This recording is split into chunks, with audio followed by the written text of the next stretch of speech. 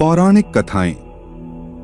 द्रौपदी चीर हरण की कहानी है ये युगों पुरानी। आप सभी प्रिय दर्शकों का हमारे YouTube चैनल विष्णु लोक में हार्दिक अभिनंदन है। आप सभी का बहुत बहुत धन्यवाद। युधिष्ठिर जुए में अपना सर्वस्व हार गए थे। छलपूर्वक शकुनी ने उनका समस्त वैभव जीत लिया था। अपने भाइयों को, अपने को और रानी द्रौपदी को भी बारी बारी से युधिष्ठिर ने दांव पर रखा। जुआरी की दुराशा उसे बुरी तरह ठगती रहती है। कदाचित अब की बार सफलता मिले, किंतु युधिष्ठिर प्रत्येक दांव हारते गए। जब वे द्रौपदी को भी हार गए, तब दुर्योधन ने अपने छोटे भाई दुःशासन के द्वारा द्रौपदी को उस भरी सभा में पकड़ मंगवाया। दुरात्मा दुःशासन पांचाली के केश पकड़कर घसीटता हुआ उन्हें सभा में ले आया।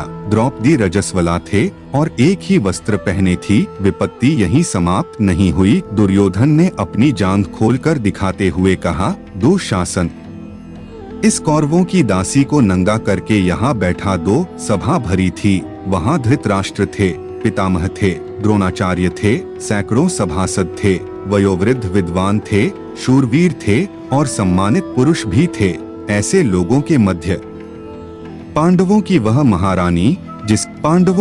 महारानी जिसके केश राजसूय के अवभूत स्नान के समय सिंचित हुए थे, जो कुछ सप्ताह पूर्व ही चक्रवर्ती सम्राट के साथ साम्राज्ञी के रूप में समस्त नरेशों द्वारा वंदित हुई थी, रजस्वला होने की स्थिति में केश पकड़कर घसीट लाई गई और अब उसे नग्न करने का आदेश दिया जा रहा है। होने को वहां विदुर भी थे, किंतु उनकी बात कौन सुनता। द्रौपदी ने अनेक बार पूछा। युधिष्ठिर जब अपने आप को हार चुके थे, तब उन्होंने मुझे दांव पर लगाया था। अत धर्मत मैं हारी गई या नहीं। किंतु भीष्म जैसे धर्मज्ञों ने भी कोई निश्चित उत्तर नहीं दिया। जिसकी भुजाओं में 10,000 हाथियों का बल था, उस दुरात्मा दुःशासन ने द्रौपदी की साड़ी पकड़ ली। मेरे त्रिभुवन विख्यात शूरवीर पति। द्रौपदी व्याकुल होकर इधर उधर देख रही थी कि कोई उसकी रक्षा करेगा, किंतु पांडवों ने लज्जा तथा शोक के कारण मुख दूसरी ओर कर लिया था। आचार्य द्रोण, पितामह भीष्म, धर्मात्मा कर्ण। द्रौपदी ने देखा कि उसका कोई सहायक नहीं। कर्ण तो उल्टे दुःशासन को प्रोत्साहित कर रहा है और भीम, द्रोण आदि बड़े बड़े धर्मात्माओं के मुख दुर्योधन द्वारा अपमानित होने की आशंका से बंद हैं और उनके मस्तक नीचे झुके हैं। एक वस्त्रा अबला नारी, उसकी एकमात्र साड़ी को दुःशासन अपनी बल भरी मोटी भुजाओं के बल से झटके से खींच रहा है। कितने क्षण द्रौपदी साड़ी को पकड़े रह सकेगी। कोई नहीं उसकी सहायता करने वाला। उसके नेत्रों से झड़ी लग गई। दोनों हाथ साड़ी छोड़कर ऊपर उठ गए। उसे भूल गई राजसभा, भूल गई साड़ी, भूल गया शरीर। वह कातर स्वर में पुकार उठी, श्री कृष्ण, द्वारकानाथ, देवदेव, गोपीजन प्रिय, जगन्नाथ, इन दुष्ट कौरवों के सागर में मैं डूब रही हूँ, दयामय, मेरा उद्धार करो। द्रौपदी पुकारने लगी। पुकारती रही उस आर्तिनाशन असहाय के सहायक करुणार्णव को। उसे पता नहीं था कि क्या हुआ या हो रहा है। सभा में कोलाहल होने लगा।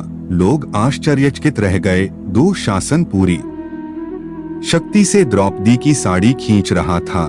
वह हांफने लगा था। थक गई थीं 10 सहस्त्र हाथियों का बल रखने वाली उसकी भुजाएं। द्रौपदी की साड़ी से रंग बिरंगे वस्त्रों का अंबार निकलता जा रहा था।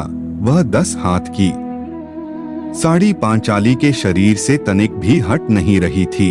वह तो अनंत हो चुकी थी। दयामय द्वारकानाथ रजस्वला नारी के उस अपवित्र वस्त्र में ही प्रविष्ट हो गए थे। आज उन्होंने वस्त्रावतार धारण कर लिया था और अब उनके अनंता का ओरछोर कोई कैसे पा सकता था। विदुर, यह कोलाहल कैसा है? अंधे राजा धृतराष्ट्र ने घबराकर पूछा। महात्मा विदुर ने बताया, दुःशासन द्रौपदी की साड़ी खींचते खींचते थक चुका है।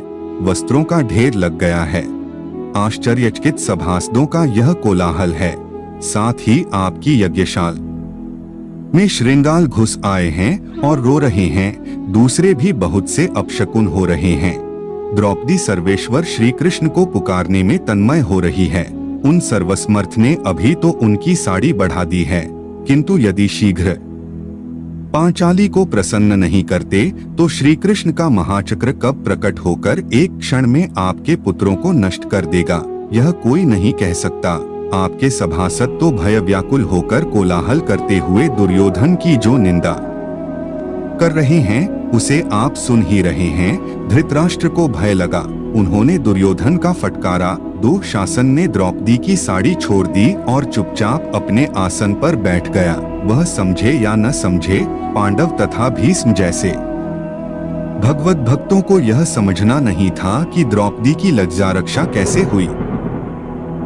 हम आशा करते हैं कि आपको आज की प्रस्तुति में जो हमने आपको पौराणिक कथाओं के बारे में जानकारी देने का प्रयास किया है वो आप सभी को अच्छा लगा होगा। आप सभी का बहुत बहुत धन्यवाद। अगर आपको यह प्रस्तुति अच्छी लगी है तो इस वीडियो को लाइक और ज्यादा से ज्यादा शेयर करें ताकि हमें और वीडियो बनाने की प्रेरणा मिले।